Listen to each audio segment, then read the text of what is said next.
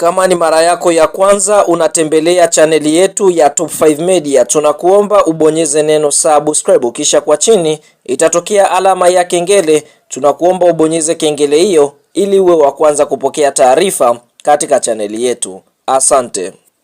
Baada ya dakika 90 za mchezo wa ligi kuu ya NBC Tanzania Bara kati ya timu ya TRA United dhidi ya timu ya Yanga Sports Club kuweza kutamatika kwa sare ya kutoweza kufungana, yani bila kwenye mchezo ambao wa ligi kuu uliweza kufanyika pale kwenye dimba la Sheikh Amri Abedi lilopo mkoani Arusha. Yanga akiondoka na alama moja akidondosha alama mbili, huku nao TRA wakiondoka na alama moja wakidondosha alama mbili. Sasa kutoka kwenye ukurasa wa kijamii wa afisa habari na mawasiliano wa klabu ya Simba, hapa namzungumzia bwana Ahmed Ali, yeye kupitia ukurasa wake wa kijamii ameweza kushare post na caption kuhusiana na matokeo ambayo klabu ya Yanga ameweza kuyapata siku hii ya leo. Kwenye ukurasa ambao afisa habari huyo Ahmed Ali ameweza kushare post na caption inayosomeka ya kwamba kwa hali inayoonekana mtani kuna uwezekano wa sisi kutoa ubingwa bila kucheza. Hiyo ni caption ambayo ameweka na posti